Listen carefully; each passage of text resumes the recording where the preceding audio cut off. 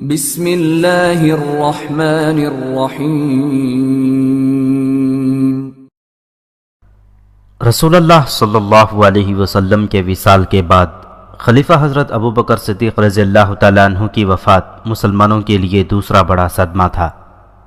ان کی وفات 23 جمادی الاخر 13 ہجری بمطابق 22 اگست 634 عیسوی غروب آفتاب کے وقت ہوئی تھی۔ مدینہ کے لوگ یہ خبر سنتے ہی گھروں سے نکل آئے۔ عورتیں بھی خلیفہ اول کے گھر کی طرف دوڑ پڑیں۔ ان کی سسکیاں اور ہچکیاں نکل رہی تھیں۔ ہر عورت اس طرح غمگین اور ماتم کنان تھی جیسے ان کا اپنا باپ فوت ہو گیا ہو۔ ابو بکر صدیق رضی اللہ تعالیٰ عنہ نے اپنی زندگی کے آخری دنوں میں ہی عمر بن خطاب رضی اللہ تعالیٰ عنہ کو اپنا جانشین نامزد کر دیا تھا۔ عمر رضی اللہ تعالیٰ عنہ نے اس نامزدگی کو قبول کرنے سے ہچکچاہٹ کا اظہار کیا تھا، لیکن ابو بکر صدیق رضی اللہ تعالیٰ عنہ نے صاف الفاظ میں کہا تھا کہ عمر کے بغیر ان حالات پر جن میں سلطنت اسلامیہ گھری ہوئی ہے قابو پانے کی صلاحیت کسی میں نہیں۔ اس دور کی تحریروں سے پتہ چلتا ہے کہ عمر رضی اللہ تعالیٰ عنہ بڑی ہی روح کش ذہنی کیفیت میں مبتلا تھے۔ ایک تو ابو بکر صدیق رضی اللہ تعالیٰ عنہ جیسا بزرگ اور مدبر ساتھی رخصت ہو گیا تھا، اور اس کے ساتھ ہی یہ مسئلہ کہ ان کا یہ ساتھی اپنی تمام تر ذمہ داریوں کا بوجھ ان کے کندھوں پر ڈال گیا تھا۔ حضرت عمر رضی اللہ تعالیٰ عنہ نے ابو بکر صدیق رضی اللہ تعالیٰ عنہ کے جنازے کے پاس کھڑے ہو کر یہ ماتمی کلمات پڑھے تھے: اے خلیفہ رسول اللہ، آپ نے قوم کو کس مشکل میں ڈال دیا ہے، آپ اسے بہت بڑی مصیبت میں چھوڑ چلے ہیں۔ آپ جدا ہو گئے، اب کیسے ملنا ہوگا۔ حضرت ابو بکر نے خلافت کے لیے حضرت عمر کی نامزدگی اپنے طور پر ہی نہیں ڈالی تھی، ذاتی طور پر رسول اکرم صلی اللہ علیہ وسلم نے بھی کبھی فیصلہ نہیں دیا تھا کہ جس طرح آن حضور صلی اللہ علیہ وسلم اپنے ساتھیوں سے مشورہ کیا کرتے تھے، اسی طرح ابو بکر صدیق رضی اللہ تعالیٰ عنہ نے بھی وصیت لکھواتے وقت مشورے لیے تھے۔ سب سے پہلے انہوں نے عبد الرحمن بن عوف رضی اللہ تعالیٰ عنہ سے پوچھا تھا کہ حضرت عمر کے متعلق ان کی رائے کیا ہے۔ خدا کی قسم، عبد الرحمن بن عوف رضی اللہ تعالیٰ عنہ نے کہا تھا، عمر کے متعلق آپ کی جو رائے ہے وہ اس سے بھی بہتر ہے، لیکن ان کے مزاج میں سختی ہے۔ میں جانتا ہوں، حضرت ابو بکر نے کہا تھا، اس کے مزاج میں سختی اس لیے ہے کہ میرا مزاج بہت نرم تھا۔ جب عمر پر ذمہ داری آ پڑے گی تو وہ اپنے مزاج میں اس کے مطابق خود ہی تبدیلیاں کر لے گا۔ اور ابو محمد، میں نے عمر کو بہت قریب سے جانچا اور پرکھا ہے۔ میں نے ہمیشہ دیکھا ہے کہ جب میں غصے میں ہوتا ہوں تو وہ میرا غصہ ٹھنڈا کرنے کی کوشش کرتا تھا، اور جب میں کسی معاملے میں نرمی برتنے لگتا تو عمر مجھے سختی کا مشورہ دیتا تھا۔ اس کے بعد حضرت ابو بکر نے عثمان غنی رضی اللہ تعالیٰ عنہ کو بلایا اور ان سے حضرت عمر کے متعلق پوچھا۔ ہم سب سے بہتر جاننے والا اللہ ہے۔ عثمان غنی رضی اللہ تعالیٰ عنہ نے اپنی رائے ان الفاظ میں دی: تیری رائے یہ ہے کہ ان کا باطن ان کے ظاہر سے کہیں بہتر ہے، اور ہم میں ان جیسا کوئی نہیں۔ اس کے بعد ابو بکر صدیق رضی اللہ تعالیٰ عنہ نے سعید بن زید، اسید بن حضیر اور کئی اور مہاجرین اور انصار سے حضرت عمر کے متعلق پوچھا، اور انہیں یہ بھی بتا دیا کہ وہ عمر کو اپنا جانشین نامزد کر رہے ہیں۔ میرا فیصلہ کس حد تک صحیح ہے؟ انہوں نے ان لوگوں سے پوچھا۔ ان سب نے فردن فردن جو آراء دیں وہ تقریباً ایک ہی جیسی تھیں، جن کا لب لباب یہ تھا کہ عمر کا مزاج اتنا سخت اور درست ہے کہ وہ خلیفہ بن گئے تو مسلمانوں میں انتشار اور افتراق کا خطرہ پیدا ہو جائے گا۔ تاریخ کے مطابق طلحہ رضی اللہ تعالیٰ عنہ ان سب کی نمائندگی میں ابو بکر کے پاس گئے تھے۔ خلیفہ رسول حضرت طلحہ نے حضرت ابو بکر سے کہا، جب اللہ آپ سے یہ پوچھے گا کہ رعیت کو کس حال میں کس کے حوالے کر آئے ہو تو آپ کیا جواب دیں گے؟ عمر کو آپ جانشین مقرر کر رہے ہیں، کیا آپ نے کبھی دیکھا نہیں کہ وہ لوگوں کے ساتھ کیسا سلوک کرتا ہے؟ سوچ لیں، جب قوم کو عمر کے ساتھ براہ راست واسطہ پڑے گا تو اللہ آپ سے جواب مانگے گا۔ حضرت ابو بکر کی عمر 62 برس سے اوپر ہو گئی تھی، اور وہ علیل تھے، قریب المرگ تھے۔ ان کے جسم میں اتنی سکت نہیں رہی تھی کہ اپنی طاقت سے اٹھ کر بیٹھ جاتے۔ مورخ لکھتے ہیں کہ حضرت ابو بکر طلحہ کی رائے سن کر غصے سے کانپنے لگے، حالانکہ ان کے مزاج میں غصہ نہ ہونے کے برابر تھا۔ اتنا شدید غصہ آ جانا ثبوت تھا کہ وہ عمر کو ہی مدبر اور دانشمند سمجھتے ہیں۔ مجھے بٹھاؤ، حضرت ابوبکر نے غصے میں کہا۔ ان کے ایک عزیز نے انہیں سہارا دے کر بٹھایا۔ کیا تم مجھے اللہ سے ڈراتے ہو؟ حضرت ابوبکر نے غصے سے کانپتی ہوئی آواز میں کہا، میں نامراد ہو کر مروں اگر میں تم پر ایک ظالم کو مسلط کر کے جاؤں اور یہی میرا توشہ آخرت ہو۔ میں اللہ سے کہوں گا، اے اللہ، میں تیرے بندے پر اس شخص کو اپنا جانشین مقرر کر آیا ہوں جو تیرے رسول کی امت میں سب سے بہتر تھا۔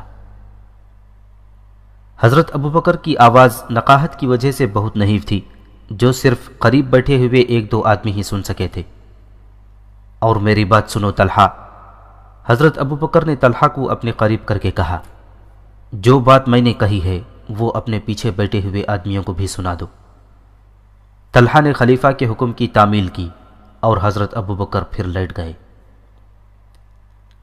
مستند تاریخوں میں آیا ہے کہ حضرت ابوبکر صدیق رضی اللہ تعالیٰ عنہ اس رات کو نہ سو سکے۔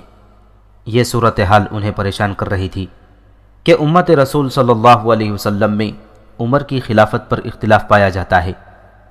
الصبح عبد الرحمن بن عوف رضی اللہ تعالیٰ عنہ ان کی عیادت کو آئے تو گھر والوں نے انہیں بتایا کہ حضرت ابوبکر نے رات آنکھوں میں کاٹ دی ہے۔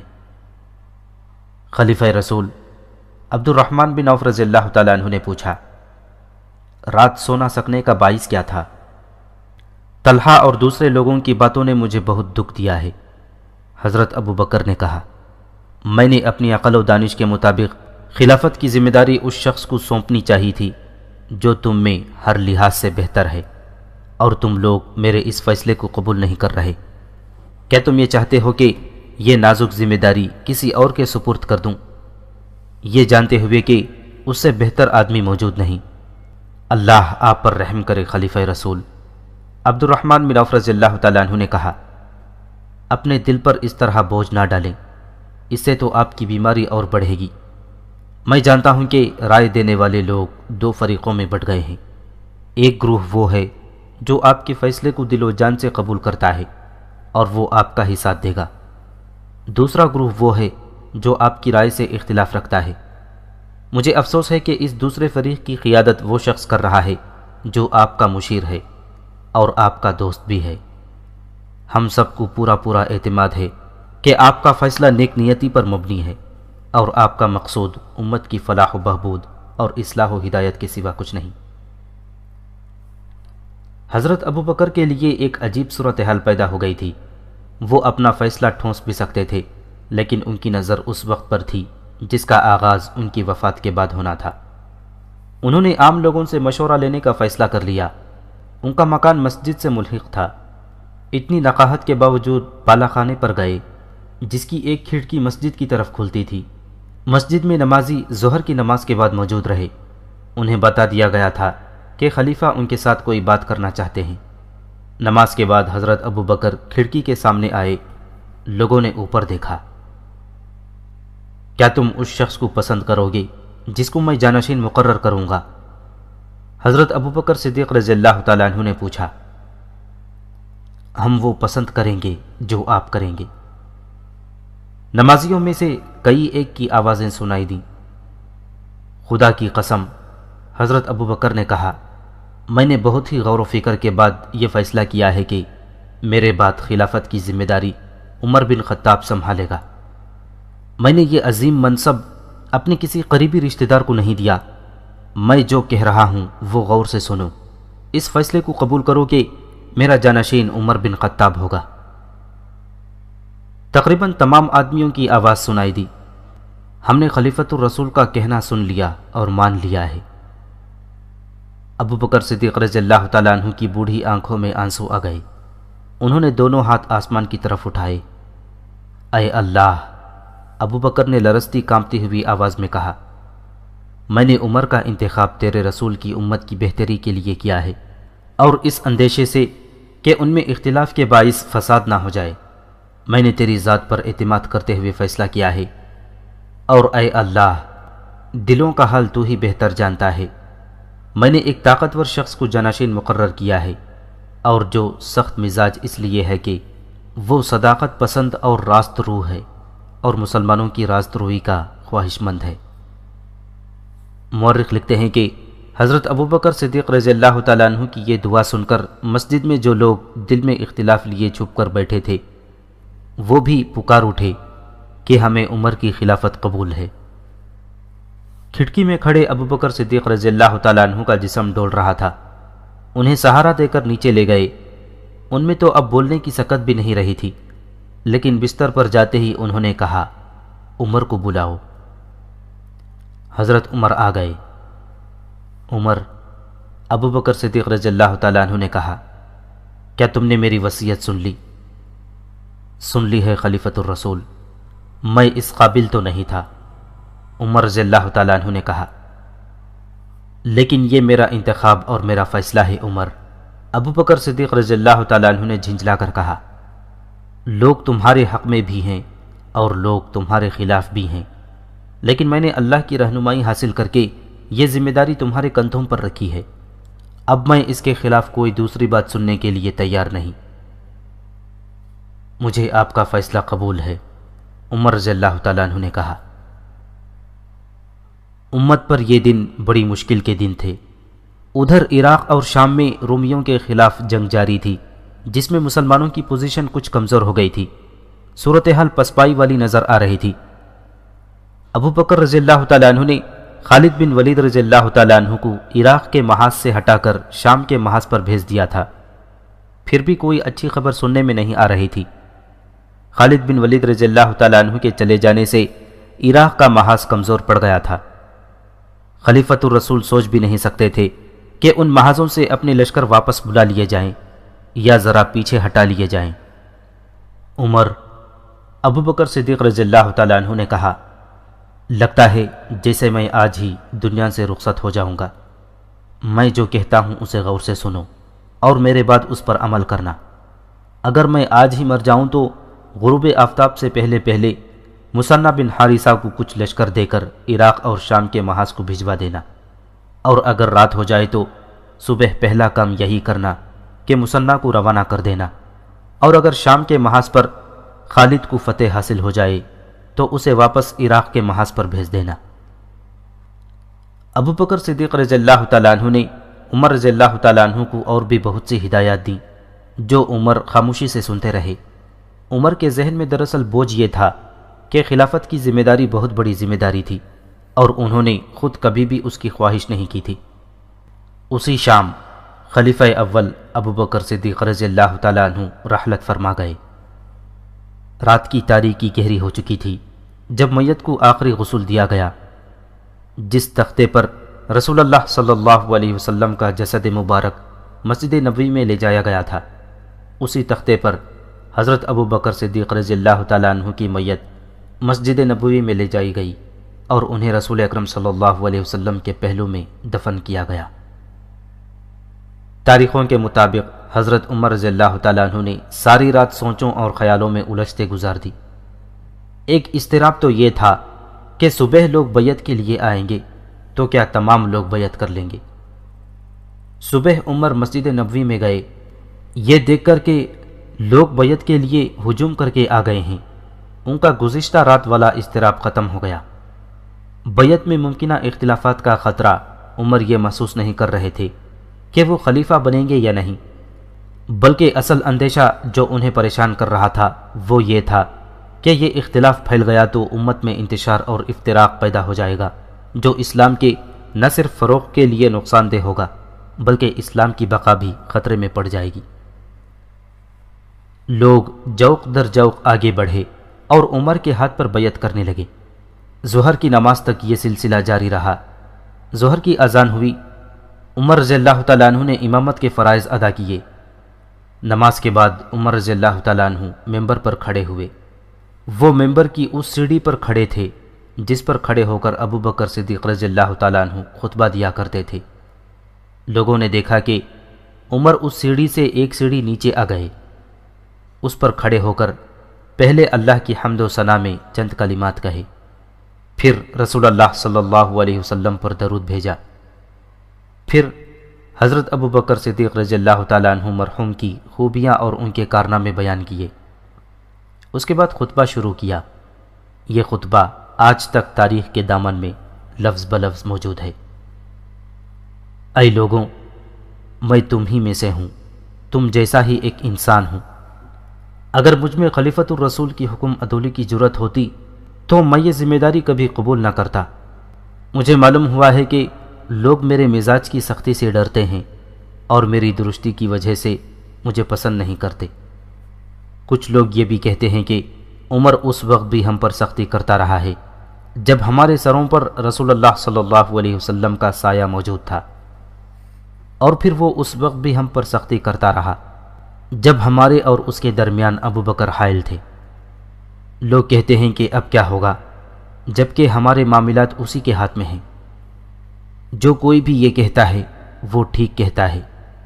مجھے رسول اللہ صلی اللہ علیہ وسلم کی مصاحبت کا شرف حاصل ہے۔ میں رسول اللہ صلی اللہ علیہ وسلم کا غلام اور ایک ادنا نوکر تھا۔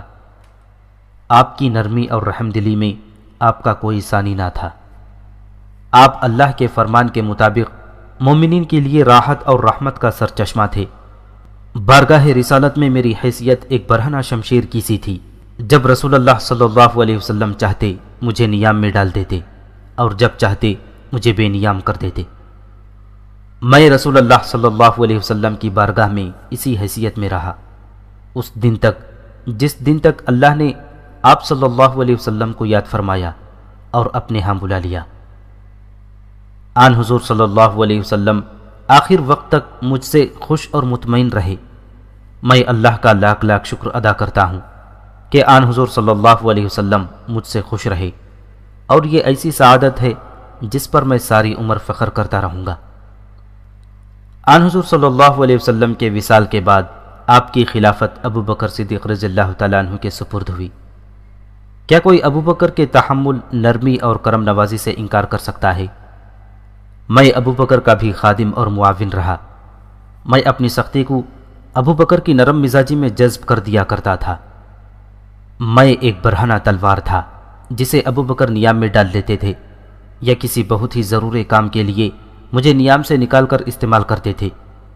میں اس حیثیت میں پوری فرمانبرداری سے ان کے ساتھ رہا تھا، یہاں تک کہ وہ بھی ہم سے جدا ہو گئے، اور میں اللہ کا لاکھ لاکھ شکر ادا کرتا ہوں کہ ابو بکر صدیق رضی اللہ تعالیٰ عنہ آخر وقت تک مجھ سے خوش اور مطمئن رہے۔ اور اب اے لوگوں، تمہارے معاملات اور دیگر تمام احوال کی ذمہ داری میرے کندھوں پر رکھ دی گئی ہے۔ میں تمہیں یہ باور کرانا چاہوں گا کہ میرے مزاج کی وہ سختی جس سے تم نالان تھے اب نرمی میں بدل گئی ہے، لیکن یہ بھی سن لو کہ ان لوگوں کے لیے میرے مزاج کی سختی قائم رہے گی جو مسلمانوں پر ظلم اور زیادتی کرتے ہیں۔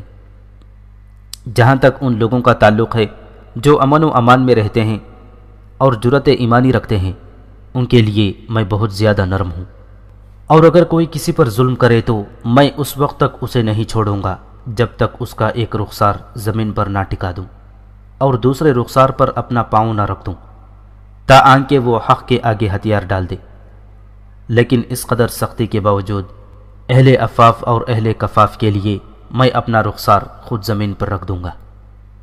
اے لوگوں، مجھ پر جو تمہارے حقوق ہیں وہ مجھ سے لو، میں یہ حقوق بیان کر دیتا ہوں۔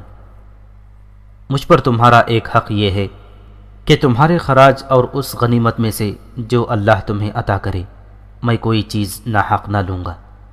مجھ پر تمہارا یہ حق ہے کہ جب تم میں سے کوئی میرے پاس آئے تو مجھ سے اپنا حق وصول کر کے جائے۔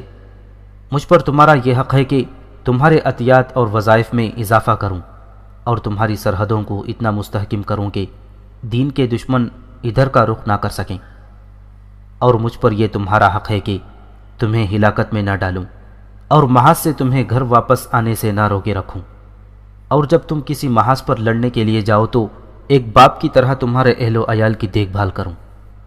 اے اللہ کے بندوں، اللہ سے ڈرو، میرے ساتھ عفو و درگزر کا رویہ اختیار کرو اور میرے ساتھ تعاون کرو، امر بالمعروف اور نہی عن المنکر میں میری مدد کرو، اور تمہاری جو خدمات اللہ نے تمہیں سپرد کی ہیں ان کے متعلق مجھے نصیحت کرو۔ میں تم سے یہ بات کہہ رہا ہوں اور اپنے اور تمہارے لیے اللہ سے مغفرت طلب کر رہا ہوں۔ ایک روایت یہ بھی ہے کہ عمر رضی اللہ تعالیٰ عنہ نے یہ خطبہ نماز سے پہلے دیا تھا اور اس کے بعد نماز پڑھائی تھی۔ بہرحال لوگوں کے دلوں میں عمر کی مزاجی سختی اور درشتی کا جو خوف سا بیٹھا ہوا تھا وہ بالکل اتر گیا۔ مستند مورخ لکھتے ہیں کہ عمر تو خطبے کے بعد مسجد سے چلے گئے، لیکن لوگ مسجد میں بیٹھے یا باہر کھڑے ان کے خطبے پر تبادلہ خیالات کرتے رہے۔ زیادہ تر یہ بات سنائی دی کہ عمر کا ظاہر اور باطن ایک ہے، اور عمر سختی اور درشتی کے باوجود انصاف پسند انسان ہے۔ نخلستان میں موسیٰ اپنے گروہ کے سردار ابو سلمہ اور دیگر ساتھیوں کو حضرت ابو بکر کی وفات اور حضرت عمر کی خلافت کی تفصیل سنا رہا تھا۔ پھر سب کھانے میں مصروف ہو گئے۔ اب یہ بتاؤ موسیٰ، ابو سلمہ نے کھانے کے بعد موسیٰ سے پوچھا، تم 2 دن وہاں گزار کر آئے ہو، وہاں تم نے لوگوں کا رد عمل اور رویہ دیکھا ہوگا۔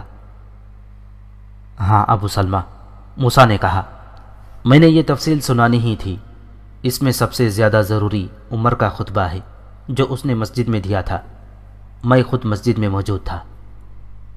موسیٰ نے عمر کا خطبہ لفظ بلفظ سنا دیا، اور اس کے مخالفین نے بعد میں کچھ کہا تھا۔ ابو سلمہ نے پوچھا، کچھ کیا تھا؟ میں نے تو یہ دیکھا کہ جو عمر کی خلافت کے حق میں نہیں تھے وہ بھی ان کے ہاتھ پر بیعت کر چکے ہیں۔ موسیٰ نے جواب دیا، میں تمہیں یہ بھی بتا دینا ضروری سمجھتا ہوں کہ عمر کی شخصیت میں ایسا رعب اور جلال ہے کہ اس کی زبان سے نکلا ہوا ہر لفظ اس کے دشمن کے دل میں بھی اتر جاتا ہے اور وہ اس کی بات کو قبول کر لیتا ہے۔ میں رات تک لوگوں میں گھومتا پھرتا رہا ہوں اور اپنی رائے اس طرح لوگوں پر اظہار کرتا رہا کہ کسی کے ساتھ مخالفانہ بات کی اور کسی کے ساتھ عمر کے حق میں۔ میں نے دیکھا کہ جو اس کے مخالف تھے وہ اگر اب بھی مخالف ہیں تو بھی انہوں نے اس کے ہاتھ پر بیعت کر لی اور دل کی گہرائیوں سے اسے خلیفہ مان لیا ہے۔ ایک صورتحال ایسی ہے جس سے ہم کچھ فائدہ اٹھا سکتے ہیں، وہ یہ ہے کہ عراق اور شام کے محاذوں پر مسلمانوں کے لشکر کچھ کمزور پڑ گئے ہیں، اور مدینہ میں کچھ لوگ ایسے ہیں جو فارسیوں کی جنگی قوت سے خائف ہیں۔ ہاں، اسحاق نے کہا، محاذوں کی اس صورتحال سے ہم یہ فائدہ اٹھا سکتے ہیں کہ مدینہ اور گرد و نواح کے لوگوں میں فارسیوں کا خوف پیدا کریں۔ اس سے یہ فائدہ ہوگا کہ لوگ محاذ پر جانے سے ہچکچائیں گے۔ یہ تو تم سب کو معلوم ہے کہ مسلمانوں کی کوئی باقاعدہ فوج نہیں ہے، نہ ان کے پاس تنخواہ دار سپاہی ہیں۔ یہ تو جہاد کا اعلان کرتے ہیں اور مسلمان جوق در جوق جہاد کو فرض سمجھتے ہوئے اکٹھے ہو جاتے ہیں۔ آگے ان سالاروں کی عسکری فہم و فراست ہے جو ان لوگوں کو فوراً ایک باقاعدہ فوج کی صورت میں منظم کر لیتے ہیں اور ایسے طریقے سے لڑاتے ہیں کہ فتح ان کے قدموں میں آ گرتی ہے۔ ہم لوگوں کو جہاد سے ہٹا سکتے ہیں۔ ناممکن، ایک نصرانی نے کہا، جہاد کو یہ لوگ مذہبی فریضہ سمجھتے ہیں، ہمیں ناممکن کو ہی ممکن کر دکھانا ہے۔ ابو سلمہ نے کہا، میں پہلے کہہ چکا ہوں اور بار بار کہہ چکا ہوں کہ کام کوئی بھی آسان نہیں ہوتا، اسے آسان بنایا جاتا ہے۔ ہم نے مسلمانوں کے خلاف لڑائی نہیں لڑنی، ہم نے ایک ایسی تلوار سے ان کے عقیدے کو کاٹنا ہے جو نظر نہیں آتی۔ ابو سلمہ نے ابن داؤد سے پوچھا، حبیب بنت یامین کو کب مدینہ لے جا رہا ہے؟ کل یا پرسوں۔ تم کل صبح روانہ ہو جاؤ۔ ابو سلمہ نے ابن داؤد سے کہا، مدینہ پہنچو اور ان دونوں کا انتظار کرو، وہ پہنچ جائیں تو ان کے ساتھ رہو۔ حبیب بھی عمر کے ہاتھ پر بیعت کرے گا، تم بھی اس کے ساتھ رہنا، آگے تمہیں معلوم ہے کہ کیا کرنا ہے، ہمارا تمہارے ساتھ رابطہ رہے گا۔ حبیب ابن کعب اپنی نئی بیوی بنت یامین کو ساتھ لے کر مدینہ چلا گیا۔ وہاں اس کا اپنا مکان تھا، اس مکان سے پتہ چلتا تھا کہ وہ صاحب حیثیت ہے۔ وہ وہاں پہنچا ہی تھا کہ ابن داؤد بھی آ گیا۔ میں تمہارے پاس زیادہ دن نہیں ٹھہروں گا ابن کعب، ابن داؤد نے حبیب سے کہا، میں اپنی بیٹی کو دیکھنے آیا ہوں، تم نے مجھ غریب پر جو کرم کیا ہے وہ میں ساری عمر نہیں بھول سکوں گا، اور میں اس کا صلہ دینے کے بھی قابل نہیں، اور میں نے اگر کرم ہی کیا ہے تو میں نے صلے کی توقع پر نہیں کیا۔ حبیب نے کہا، تم مجھے صلہ دے چکے ہو، بنت یامین سے زیادہ قیمتی اور صلہ کیا ہوگا، اور میں امید رکھوں گا کہ یہ میرے ساتھ وفاداری کرے گی۔ میرے باپ نے اپنی بیٹی آپ کے حوالے کی ہے۔ پاس بیٹھی ہوئی بنت یامین نے حبیب سے کہا، اور میں اپنے جسم کے ساتھ اپنی روح بھی آپ کے حوالے کر چکی ہوں۔ میری وفا کو آپ گھر کی چار دیواری میں نہیں آزما سکیں گے۔ اگر آپ کبھی جہاد پر گئے تو میں آپ کے ساتھ چلوں گی۔ میری وفا میدان جنگ میں دیکھنا۔ حبیب ابن کعب ہنس پڑا۔ اس ہنسی پر پیار موزن تھا۔ اس کی یہ بات ہنسی میں نہ ٹالو ابن کعب۔ ابن داؤد نے کہا، اسے جہاد میں شریک ہونے کا بہت ہی شوق ہے۔ میں نے محمد الرسول اللہ صلی اللہ علیہ وسلم کے وصال سے 4-5 چاند پہلے اسلام قبول کر لیا تھا، اور میرا سارا قبیلہ میرا دشمن ہو گیا تھا۔ میں نے تمہیں یہ بات پوری نہیں سنائی تھی، صرف اس بیٹی نے میرا ہاتھ دیا اور اسلام قبول کر لیا تھا۔ میرے بیٹے بھی میرے دشمن ہو گئے، اور میری بیوی بھی مجھ سے الگ ہو گئی۔ قبیلے والوں نے مجھے بہت مارا پیٹا۔ میں اس بیٹی کو ساتھ لے کر اپنے اس دوست کے پاس چلا گیا جس نے مجھے تمہارے پاس بھیجا تھا۔ وہ یہودی ہے، لیکن اس نے میرے ساتھ دوستی نبھائی۔ اس نے کہا تھا کہ مذہب اپنا اپنا، لیکن مذہب دوستی اور محبت کے راستے کی رکاوٹ نہیں بن سکتا۔ میری یہ بیٹی بنت یامین تو دل سے مجھ سے اسلام قبول کر چکی تھی۔ اسے محمد الرسول اللہ صلی اللہ علیہ وسلم کو دیکھنے کا بہت شوق تھا۔ میں اسے 3 بار آن حضور صلی اللہ علیہ وسلم کی زیارت کے لیے مدینہ لایا تھا۔ یہ کہتی تھی کہ مجھے رسول اللہ صلی اللہ علیہ وسلم کی خدمت کے لیے یہیں رہنے دو۔ تم جانتے ہو ابن کعب، ہمارے رسول اللہ صلی اللہ علیہ وسلم میری بیٹی کی یہ خواہش کبھی قبول نہ کرتے۔ آپ کسی کی خدمت کو قبول نہیں کیا کرتے تھے۔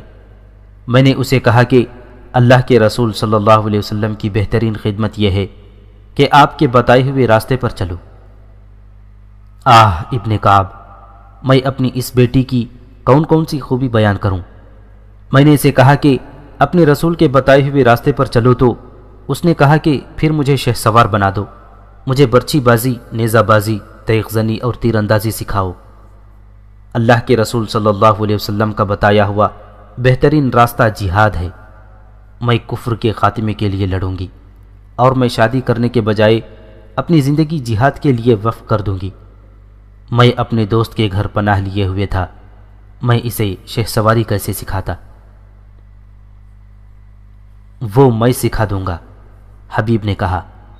اور ابن داؤد، اپنے آپ کو تنہا، مجبور اور دوسروں کا محتاج سمجھنا چھوڑ دو، میں تمہارے روزگار کا بندوبست کر دوں گا۔ خدا کی قسم، تم اللہ کے نیک بندوں میں سے ہو ابن کعب، ابن داؤد نے کہا، لیکن میرے یہودی دوست نے میرے لیے ذریعہ معاش کا بندوبست کر دیا ہے۔ اب میں نہ اس پر بوجھ بنوں گا نہ تم پر، میں اپنی کھوئی ہوئی حیثیت حاصل کر لوں گا۔ میں ایک بات کہوں ابن داؤد، حبیب نے کہا، اگر تم ایک یہودی کا احسان نہ لیتے تو اچھا ہوتا۔ کوئی بھی یہودی بہت اچھا آدمی ہو سکتا ہے، لیکن وہ مسلمان کے لیے اچھا دوست نہیں ہو سکتا۔ یہودی مسلمان کا دوست ہو ہی نہیں سکتا۔ ایسی بات نہ کہو ابن کعب، ابن داؤد نے کہا، جس نے اسلام کی خاطر اپنا قبیلہ، اپنا گھر، اپنی بیوی اور اپنے 4 بیٹے قربان کر دیے ہیں، وہ ایک یہودی کی دوستی تو آسانی سے قربان کر سکتا ہے۔ کیا تم یہ سمجھتے ہو کہ میں یہودی کی ذہنیت سے واقف نہیں ہوں؟ میں جہاں دیکھوں گا کہ یہودیوں کے ہاتھوں اسلام کو نقصان پہنچ رہا ہے، تو اپنے یہودی دوست کے سب احسان بھول کر اسلام کو نقصان سے بچاؤں گا۔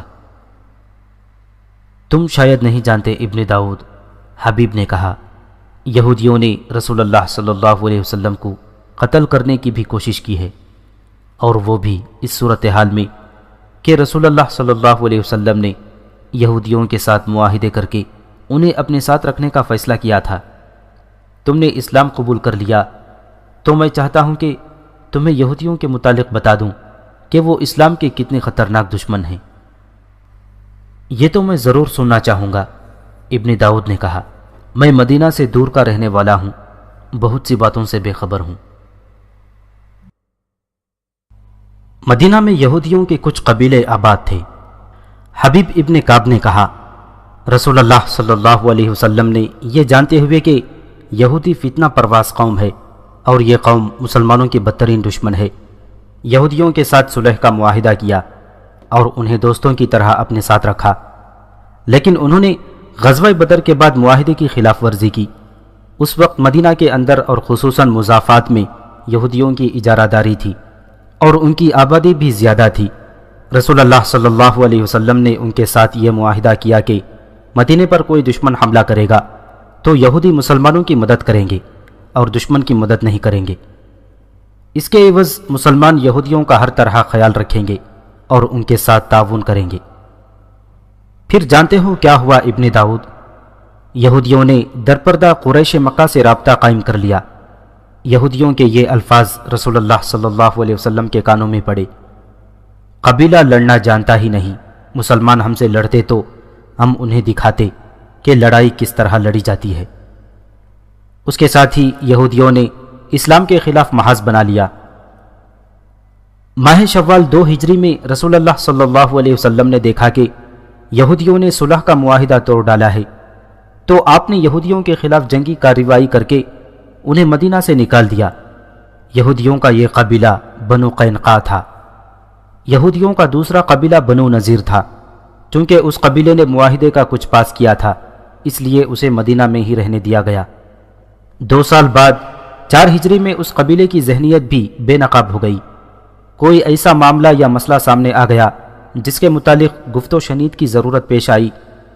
رسول اللہ صلی اللہ علیہ وسلم حضرت ابوبکر حضرت عمر کو ساتھ لے کر یہودیوں کے سربراہ کے ہاں گئے۔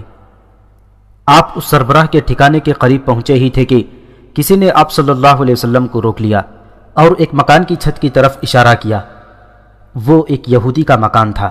اس کی چھت پر ایک یہودی جس کا نام عمرو بن حجاج تھا چھپا ہوا تھا۔ اس کے پاس ایک وزنی سل پڑی ہوئی تھی۔ اسے یہودیوں نے یہ کام سونپا تھا کہ جب محمد صلی اللہ علیہ وسلم اس مکان کے قریب سے گزریں تو آپ کے سر پر سل گرا دے۔ رسول اللہ صلی اللہ علیہ وسلم کو اس سازش کی قبل از وقت اطلاع ملی تو آپ وہیں سے واپس آ گئے اور یہودیوں کو پیغام بھیجا کہ وہ مدینہ سے نکل جائیں۔ بنو نذیر نے نکلنے کے بجائے لڑنے کی تیاریاں شروع کر دیں۔ آن حضور صلی اللہ علیہ وسلم کے حکم سے بنو نذیر کو تیاریوں کی حالت میں پکڑا گیا اور یہودی مدینے سے نکالے گئے۔ ان میں کچھ تو شام چلے گئے اور زیادہ تر خیبر میں جا آباد ہوئے۔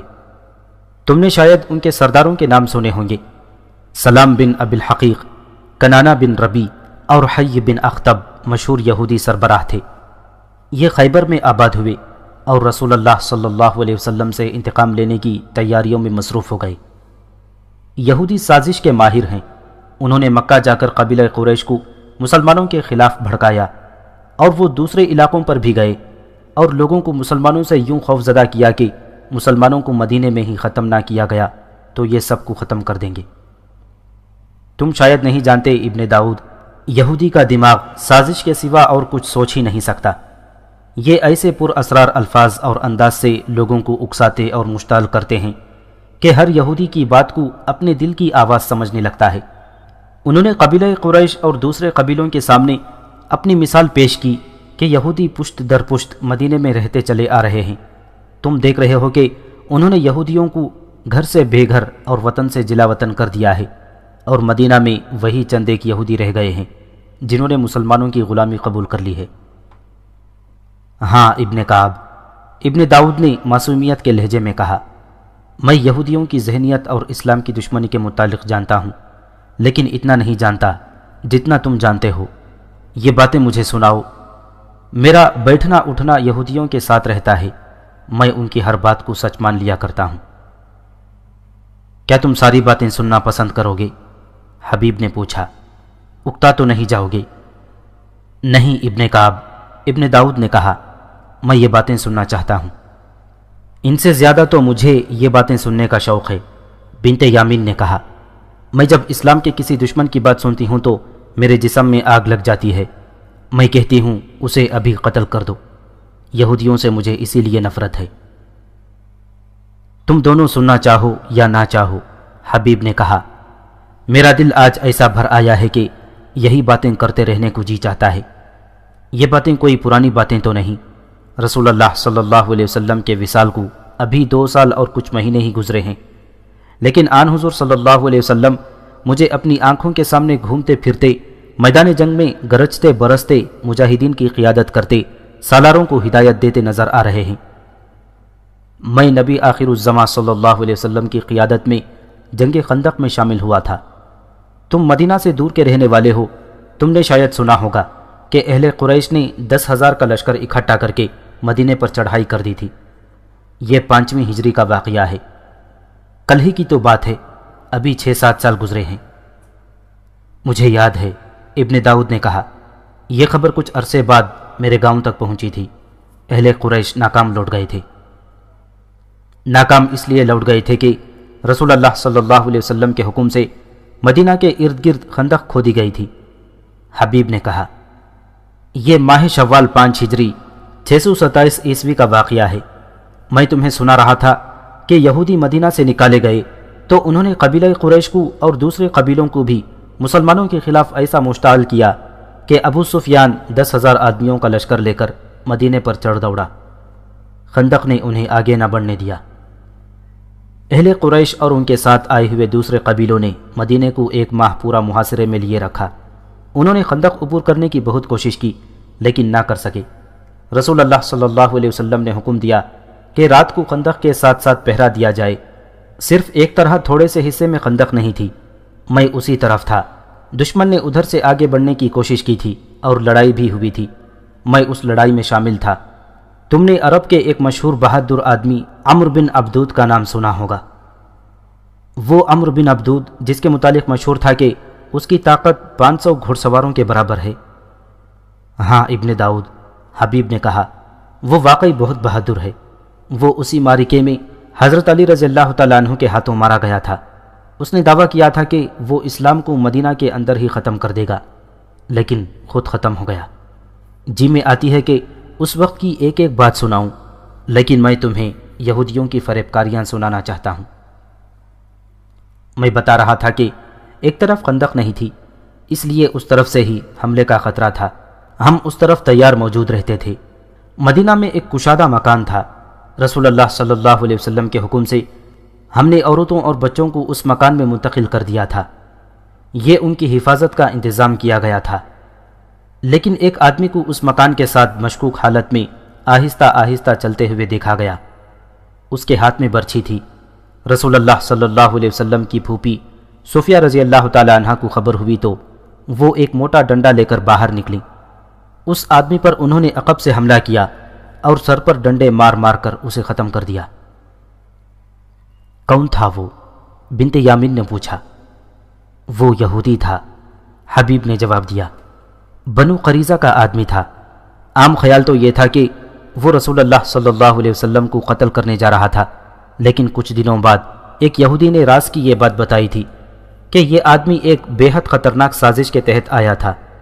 وہ ان آدمیوں میں سے تھا جنہیں مدینہ سے نہیں نکالا گیا تھا، کیونکہ انہوں نے مسلمانوں کے آگے غلامانہ انداز اختیار کر لیا تھا اور مسلمانوں کو ان پر اعتبار آ گیا تھا۔ سازش یہ تھی کہ یہ یہودی اس مکان کے اندر چلا جائے جس میں ہماری عورتیں اور بچے تھے، اور یہ ان پر برچھیوں سے حملہ کر دے گا۔ عورتوں اور بچوں نے شور و غل مچانا تھا اور ان میں بھگدڑ بھی بپا ہونی تھی۔ ظاہر ہے ہم سب نے ادھر دوڑے جانا تھا۔ اس صورتحال میں قبیلہ قریش اور دیگر قبیلوں نے راستہ صاف دیکھ کر حملہ کر دینا تھا، لیکن یہ یہودی پہلے ہی مارا گیا اور دشمنوں کی سازش ناکام ہو گئی۔ تمام حملہ آور قبیلے مایوسی کے عالم میں واپس چلے گئے۔ قبیلہ قریش اور اس کے حامی قبیلے تو ہار مان گئے، لیکن یہودی شیطانیت کی علم بردار قوم ہے اور ہار نہ ماننا شیطان کی خصلت ہے۔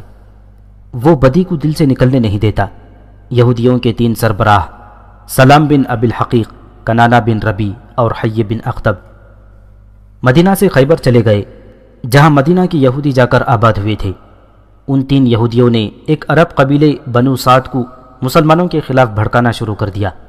انہوں نے ایسے انداز اختیار کیے کہ بنو سعد ان کے جھانسے میں آ گئے اور مسلمانوں کے خلاف لڑنے کے لیے تیار ہو گئے۔ یہ خندق کے معرکے کے 1 سال بعد کا واقعہ ہے۔ خیبر کی طرف سے آنے والے ایک تاجر نے مدینہ میں آ کر کسی سے ذکر کیا کہ خیبر میں بنو سعد مدینے پر حملے کی تیاریاں کر رہے ہیں۔ یہ خبر رسول اللہ صلی اللہ علیہ وسلم تک پہنچ گئی۔ آن حضور صلی اللہ علیہ وسلم کا یہ اصول تھا کہ دشمن تمہارے خلاف تیاریاں کر رہا ہو تو اسے تیاری کی حالت میں اس کے گھر جا پکڑو، اپنے گھر بیٹھے اس کا انتظار نہ کرتے رہو۔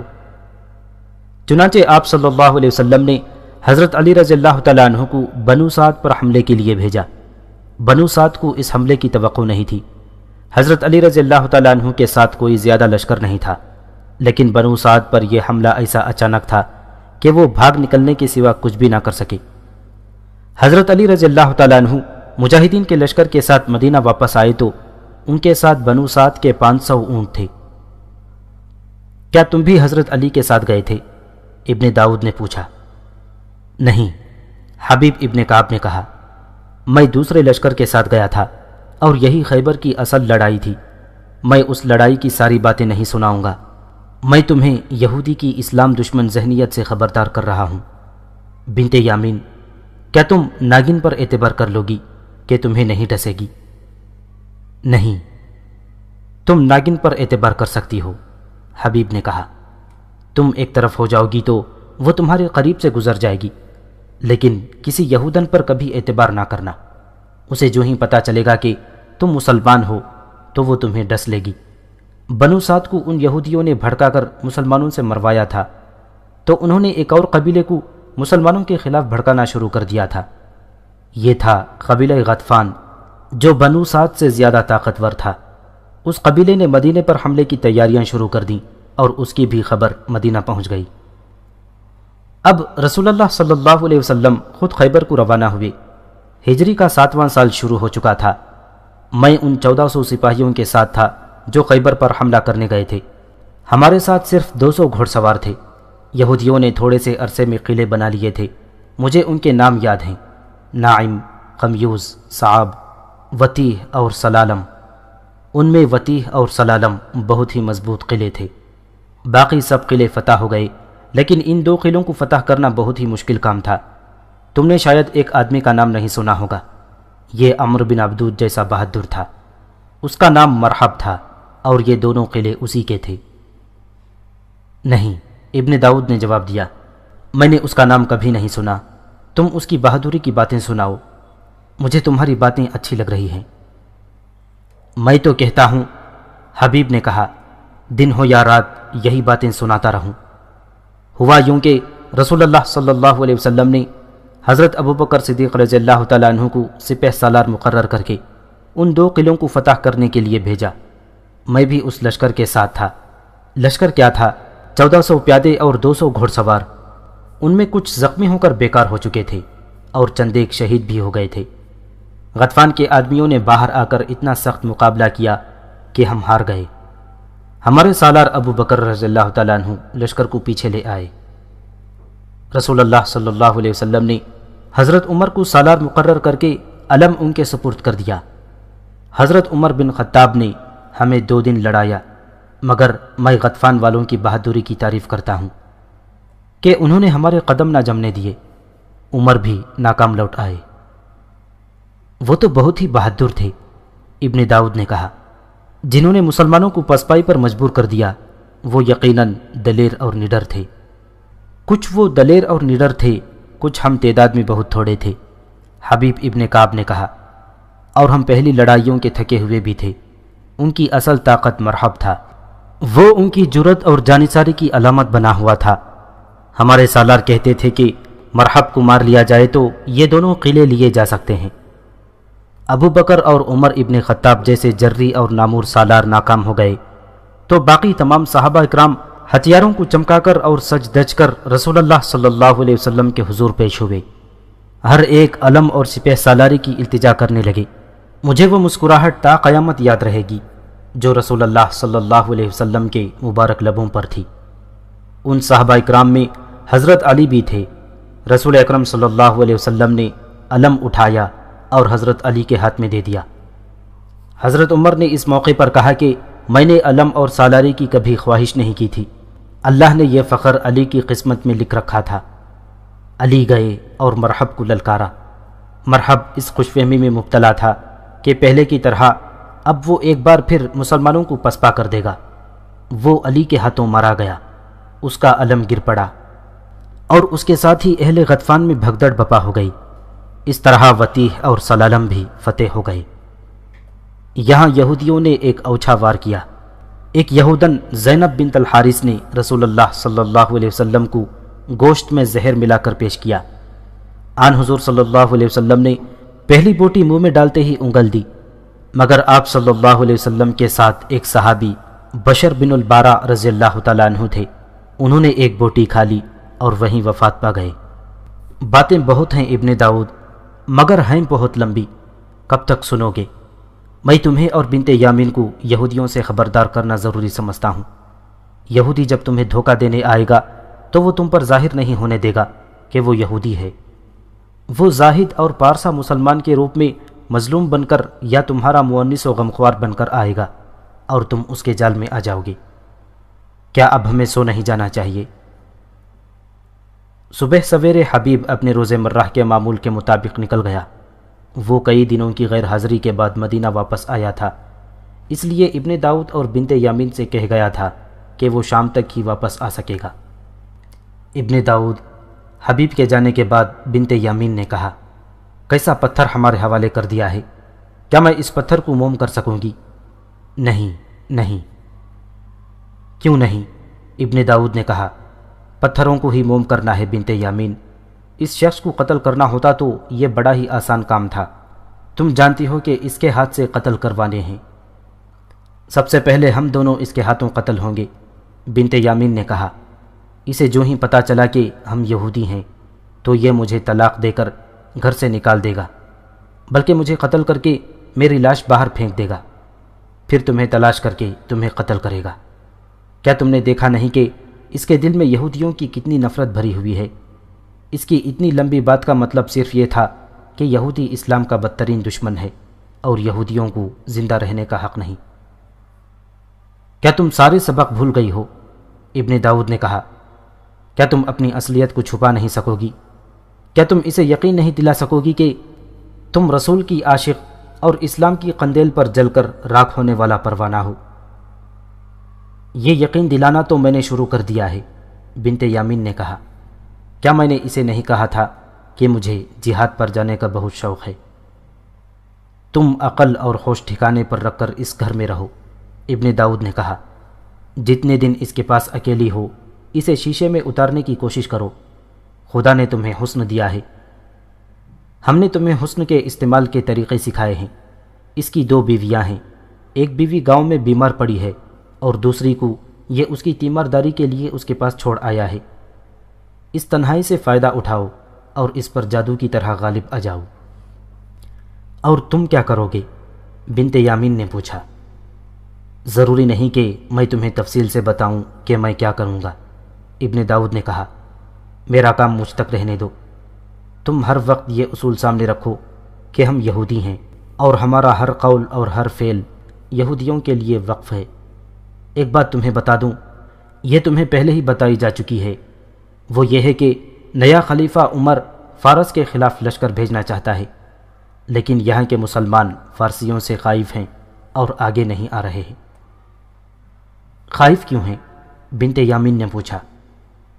مختلف لوگوں نے مختلف وجوہات پیدا کر رکھی ہیں، ابن داؤد نے کہا۔ جنگی امور اور مسائل کو سمجھنے والے کہتے ہیں کہ ہم عراق اور شام کے محاذ پر لڑ رہے ہیں اور وہاں رومی اتنا سخت مقابلہ کر رہے ہیں کہ مسلمانوں کو دشواریاں پیش آ رہی ہیں۔ یہ مسلمان ہیں اور یہ پسپائی کو بہت بڑی ذلت سمجھتے ہیں۔ ان کی جگہ کسی اور قوم کی فوج ہوتی تو وہ کچھ عرصہ پہلے ہی پسپا ہو چکی ہوتی۔ دانشمند مسلمان کہتے ہیں کہ ان حالات میں ایک اور محاذ نہیں کھولنا چاہیے۔ فارسی رومیوں جیسی ہی بڑی جنگی طاقت ہیں۔ یہ تو دانشمندوں کی رائے ہے جو بالکل صحیح ہے، لیکن عام مسلمانوں کو یہ بتایا گیا ہے کہ فارسی رومیوں سے زیادہ طاقتور اور خوفناک ہیں۔ مسلمانوں نے فارسیوں سے لڑائیاں لڑی ہیں اور ہر لڑائی میں فتح حاصل کی ہے، لیکن ان کا جانی نقصان بہت زیادہ ہوا ہے۔ جو زخمی ان لڑائیوں میں سے آئے ہیں وہ بڑی خوفناک باتیں سناتے ہیں۔ ہم نے یہ کام کرنا ہے کہ مدینہ کے اندر اور مضافاتی علاقوں میں مسلمانوں سے مسلمان بن کر فارسیوں کی طاقت اور خونخواری کی ایسی باتیں مشہور کرنی ہے کہ کوئی مسلمان اس محاذ پر جانے کے لیے تیار ہی نہ ہو۔ اگر انہیں جبراً بھرتی کر لیا گیا تو؟ نہیں بے وقوف، ابن داؤد نے بنت یامین کو آگے بولنے نہ دیا اور کہا، مسلمانوں کی کوئی فوج نہیں، یہ باتیں تمہیں بتائی جا چکی ہیں اور تم بھولتی جا رہی ہو۔ یہ لوگ لشکر اس طرح بناتے ہیں کہ خلیفہ کی طرف سے اعلان ہوتا ہے کہ فلاں محاذ پر اتنے ہزار آدمیوں کی ضرورت ہے، لوگ فوراً اکٹھے ہو جاتے ہیں اور منظم لشکر کی صورت اختیار کر لیتے ہیں۔ ان پر ایسی کوئی پابندی نہیں ہوتی کہ یہ تنخواہ دار ہیں، اس لیے محاذ پر نہ جانے یا محاذ سے بھاگ آنے پر انہیں سزا ملے گی۔ میں یہاں عورتوں کو خائف کروں گی، بنت یامین نے کہا۔ تمہارے ساتھ میرا رابطہ رہے گا، ابن داؤد نے کہا۔ 2-3 دن تو میں اسی گھر میں رہوں گا، یہاں اپنے 2-3 آدمیوں سے ملنا ہے۔ یہ تو تم جانتی ہو کہ اس مہم میں ہم دونوں ہی نہیں اور بھی آدمی یہی کام کر رہے ہیں۔ نوجوان لڑکیوں کو تربیت دی جا رہی ہے، انہیں سرکردہ مسلمانوں کی بیویاں بنایا جائے گا۔